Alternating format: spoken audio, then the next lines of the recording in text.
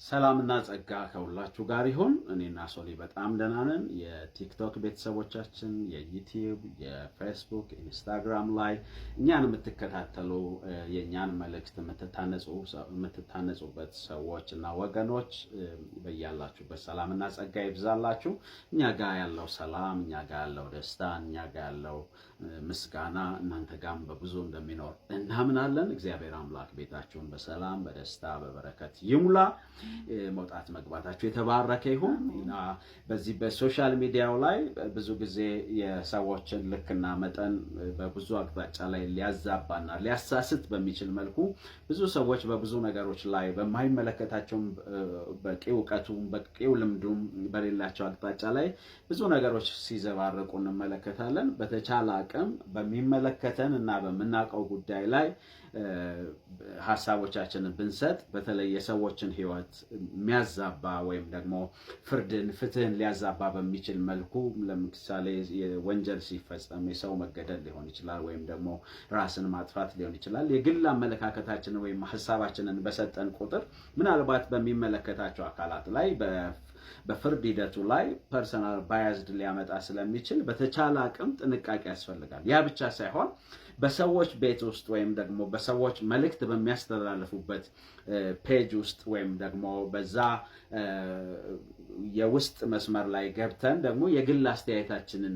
ዲስካሬጅ የሚያደርግ ሊሆን ይችላል፣ ተስፋ ለማስቆረጥ፣ ለመሳደብ ወይም የተለያየ ሀሳብ መስጠት አለብን ብለን አናምንም። በተቻለ አቅም ስልጡንና የተሻለ ማህበረሰብ ሆነን ከሰዎች ጋር ያለን ግንኙነት ጤናማ፣ ሰላምን፣ በረከትን፣ ፍቅርን፣ መከባበርን በሚያመጣ መልኩ ቢሆን የተሻለ ነው እንላለን። ስለዚህ በተቻለ አቅም ይህንን የምንጠቀምበትን የሶሻል ሚዲያ ስልጡን በሆነ መልኩ የሌሎችን ህይወት በማይረብሽ እና የሌሎችን ህይወት በማይበጠብጥ ወይም ደግሞ የሌሎችን ሰላም በማይነካ መልኩ በጨዋነት መጠቀምን እንደ ስርዓት አድርገን ልናሳድገው ይገባል እንላለን። ስለዚህ ይሄን እዚህ አቅጣጫ ላይ ሰሞኑን በውስጥ ፔጅ በደረሰን አስተያየት እዛ ላይ ሀሳቦች ለመስጠት ነው። ብዙ ጊዜ እኔ በዚህ በሶሻል ሚዲያ እኔ እናገራለሁ፣ ሀሳቦች ሰጣለሁ፣ አስተምራለሁ። ሶሊ ቁጭ ብላ ትሰማኛለች፣ ታደምጣለች። ይሄ ማለት ግን ሶሊ ቤታችን ውስጥ ዳራችን ላይ ሀሳቦች የሏትም ወይም አትናገርም፣ የራሷ ሙያ የላትም።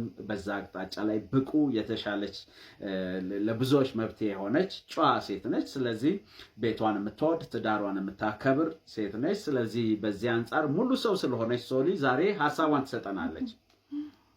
እሺ፣ እግዚአብሔር ይመስገን።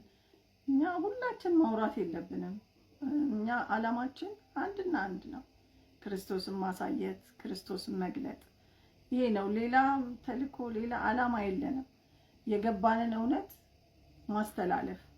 ይህን ደግሞ ባለቤቴ በዚህ ረገድ ጥሩ አስተማሪ ነው፣ የወንጌል ሰው ነው። የተሻለ እግዚአብሔርን ቃል ይገልጠዋል። ስለዚህ እኔ ደግሞ አጠገቡ ቁጭ ብዬ እሰማለሁ። በጣም እንዋደድ የምንከባበር ባልና ሚስት ነን እና ቁጭ ብዬ ስሰማ ወይ እሷ አትናገርም ወይ ተገዳ ነው ቁጭ የምትለው፣ እንደዚህ አይነት ሀሳብ ይመጣል። በፍጹም አይደለም። እኔ የእግዚአብሔርን ቃል ቁጭ ብዬ መማር ደስ ይለኛል ከሱ አጠገብ ሆኜ። ሁላችሁም እንደውም ባልና ሚስቶች ቁጭ ብላችሁ የእግዚአብሔርን ቃል ብትማሩ ከኛ ደስ ይለናል። ይሄ ጥሩ ተሞክሮ ነው እና ማድመጥ ትልቅ ዕውቀት ነው። እኔም የምችለው በራሴ ሙያ ላወራ እችላለሁ። ስለ እግዚአብሔር ቃል ግን ብዙ ዕውቀት የለኝም። ስለዚህ ቁጭ ብዬ ማድመጥ እፈልጋለሁ። ለዛ ነው ዝም ብዬ የማዳምጠው እና ለዚህ ነው። ሌላ ምንም ችግር የለብንም። ወይም እኔ መናገር የማልችል ሆኜ አይደለም እና ሁላችን የራሳችን ፕሮፌሽን አለ። እንዳለው ሁሉም ልተንትን ቢል የራሱን ሙያ ቢይዝ ነው ጥሩ። በራሱ ሙያ ይናገር። አለበለዚያ ግን ዝም ብሎ ቢያዳምጥ ደስ ይለኛል እና ቁጭ ብሎ ከባላችሁ ጎን ቁጭ ብሎ ማድመጥ ልመዱ፣ ከኛ ተማሩ ላለሁ። አመሰግናለሁ። አዎ፣ እኛ እንግዲህ ተዋደን ተከባብረን ተፋቅረን በጋራ የምንኖር ለሌሎች የህይወት ምሳሌ ለመሆን የምንጥር ሰዎች ነን። እንግዲህ በዚህ ዘመን እንግዲህ በጣም ሰዎች ይሄን መልእክት የምትሰሙን ሰዎች ይሄን መልእክት ለሌሎች አድርሱልን።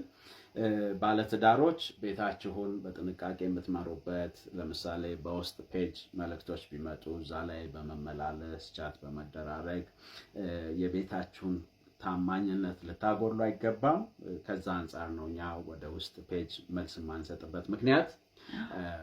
በውስጥ ፔጅ የምንመላለስ ወይንም ጊዜያችንን ቻት ወይም እዛ ላይ ትኩረት በማድረግ ጊዜያችንን ወይም የትዳራችንን ታማኝነት ማጉደል የምንፈልግ ሰዎች አይደለንም። በትዳራችን ተማምነን እግዚአብሔርን በማክበር ይሄን ዲሲፕሊን ይሄ ነው ዲሲፕሊናችን ብለን ተነጋግረን አውጀን ሳይሆን የህይወት አቋማችን ቴንደንሲያችን ነው ማለት ጨዋነት፣ ስርዓት፣ እግዚአብሔርን የሚያከብር ህይወት ይገባናል። ባለቤቴም ይሄ ይገባታል እላለሁ፣ እሷም ትክክል ይገባዋል ብላ ታምናለች።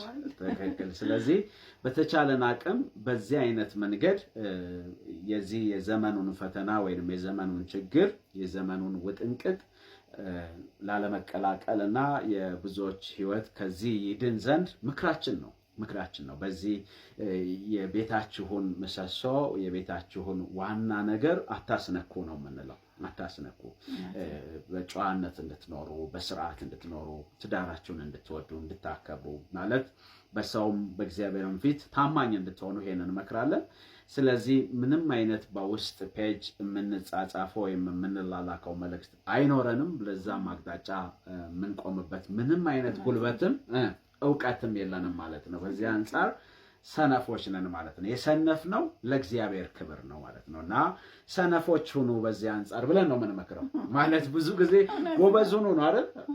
ሰነፍ ሁኑ በዚህ አንጻር ለዚህ ጉዳይ ሰነፍ ሁኑ፣ ለዚህ ጉዳይ ቸልተኛ ሁኑ፣ ለዚህ ጉዳይ ሞኝ ሁኑ፣ ለዚህ ጉዳይ ቂል ሁኑ፣ ለዚህ ጉዳይ በቃ ምንም ሰዎች ፋራ ይበሏችሁና በዚህ አንጻር ራሳችሁን እንድትፈትሹ ቤታችሁን በዚህ ዲሲፕሊን እንድትመሩና ማለት ይሄ ዘመን የሚፈልገው ምናልባት ከጀርባ ሰይጣንም የሚፈልገው እንግዲህ ይሄ የሚያስጨንቅና ክፉ ዘመን ስለሆነ የብዙዎችን ትዳር የብዙዎችን ኑሮ የሚያመሰቃቀል የሚያበላሽ የብዙዎችን ህይወት ማመሰቃቀል የሚፈልግ በተለይ በብዙ ሰዎች ዘንድ ምናልባት ሞዴል የሚሆኑ ሰዎች እስክናጣ ድረስ ብዙ ሰዎች በዚህ ነገር ላይ በቃ ራሳቸውን በዚህ አብዴት ያደረጉ ሰዎች ብዙ ሊሆኑ ይችላሉ። እኛ ግን በዚህ አንጻር ላይ ደካሞች መሆን እንፈልጋለን፣ ሰነፎች መሆን እንፈልጋለን እና ስለዚህ የህይወት መርህ አለን የምንከተለው፣ የህይወት ስርዓት አለን የምንከተለው፣ ሞዴል የሆነ የህይወታችን መሪ አለ፣ እሱም ክርስቶስ ኢየሱስ ነው። የትዳራችን ዋናና ራስ የቤታችን ራስ አለ፣ እሱም ክርስቶስ ኢየሱስ ነው። በህይወታችን ላይ ለሌሎች ምሳሌ መሆን እኛም ደስተኛ የሆነ የተባረከ የተወደደ ህይወትን መኖር ነው የምንፈልገው። እግዚአብሔር አምላክ በዚህ እንዲባርከን ነው። ሶሊ የምትጨምሪው ነገር ካለ? አውና ባይዘዌ ድምጽሽንም ሊናፍቁ ወይም አንቺን መስማትም ደስ ሊላቸው ይችላል። እግዚአብሔር ይባርካችሁ። እኛ ልክ እንደዚህ እሷ ስታወራ ነው። እስቲ እንዴት ያለሽ አሁን ስታወሪ ሲያማቸው? ሁሉም የራሱ ፕሮፌሽን አለው እንዳልከው እኮ ሁሉም የራሱ በቃ በስራው ላይ አሁን ስለ ስራዬ በተጠይቁኝ እመልስላችኋለሁ፣ በደንብ እመልሳለሁ። የእግዚአብሔር ቃል ግን የሚያቅሰው ያስፈልገዋል ሁሉም እና ለዛ ነው ዝም ብዬ የማዳምጠው የምሰማው። ደግሞ ደስ ብሎኝ ነው የማዳምጠው። በእኔ ፊድባክ የለኝም። ይሄ ጭፈራ ምናምን አልችልበትም። ያው እንደየሰው የተሰጠው ስጦታ አለ አይደል? በቃ ለዛ ነው። ያ ማለት እኔና ሶሊ በትዳራችን ስንኖር እዚህ ቁጭ ብለን እንደምናስተምረው ወይም እንደምንናገረው ሳይሆን በጣም ደስ የምንል ጥንዶች እየተጫወትን እየተሳሳቅን ማንለያይ ትዳሬ፣ ጓደኛዬ፣ አማካሬ፣ ሚስቴ፣ ጥላዬ እንደዛ ነው መሆንም ያለባችሁ። ስለዚህ ይሄ ማለት እዚህ ጋር በምታየው በጥቂት ነገር የኛን የትዳር ህይወት መገምገም አይቻልም ማለት ነው። በጣም ብዙ ደስ የሚል የተባረከ ሻይን የምናደርግ እግዚአብሔር ይባረክ ባለትዳሮች ነን። እናንተም እንዲሆንላችሁ እንናፍቃለን። ብሩክ ሁኑ። ጸጋ ከሁላችሁ ጋር ይሁን። እንወዳችኋለን። ሰላም።